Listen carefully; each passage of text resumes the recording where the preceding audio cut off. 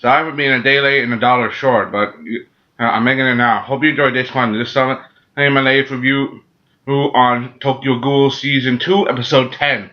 And here we go. First of all, the fighting was incredible, like literally action-packed.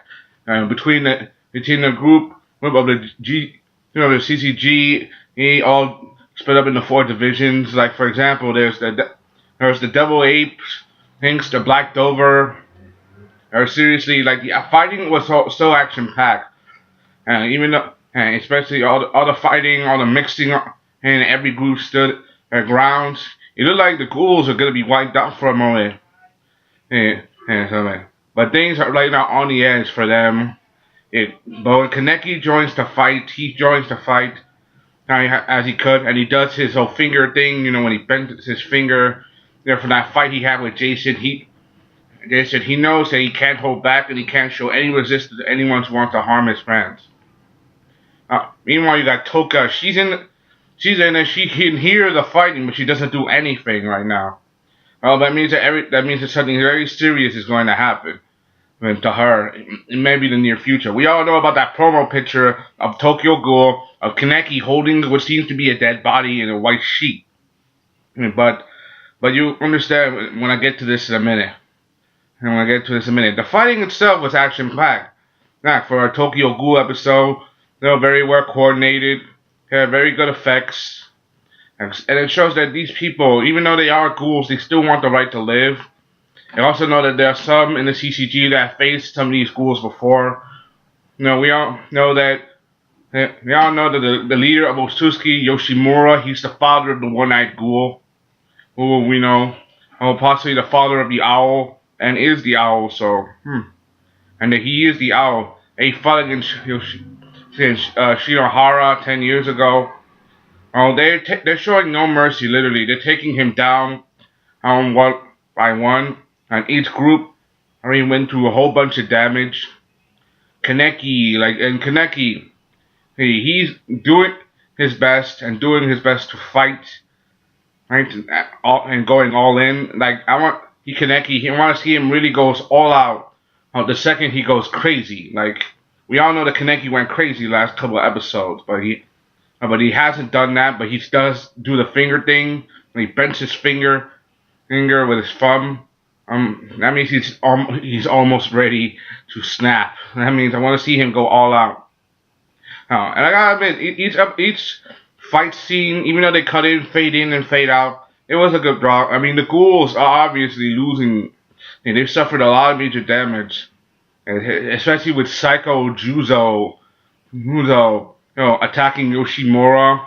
And as Yoshimura lays on the ground, battered, broken, and wounded, upon the moment where he loses himself, and when he suffers pays the ultimate price, he sees images of his wife, the mother of his child, the one-eyed ghoul, and he sees her image right before his death. Even though he was, kind of a monster in the past, she changed his life, especially when she had their child. But there's one thing that still does not make any sense. What was the organization that Yoshimura was running away from? What was the organization that wanted them so badly?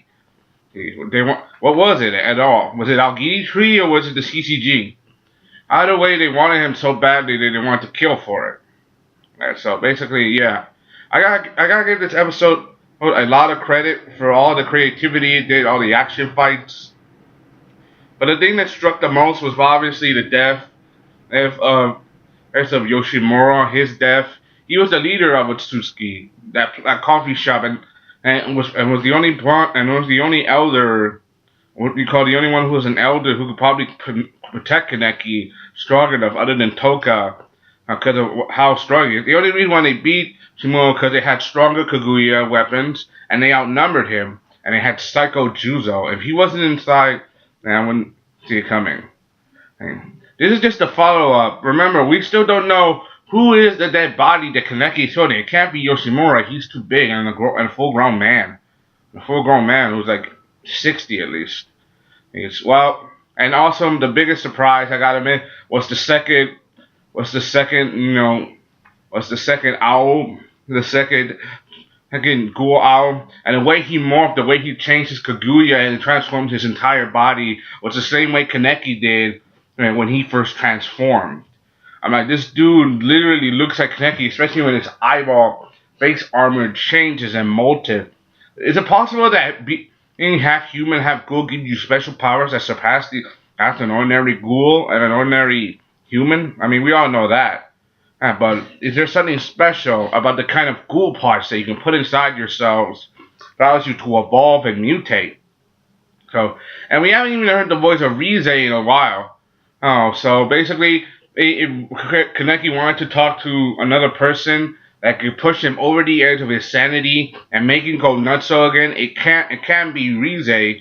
Because remember, a part of her still alive inside of him when he ate Rize and his hair turned white and he went insane on Jason. So basically, there's still a part of him that could still go nuts.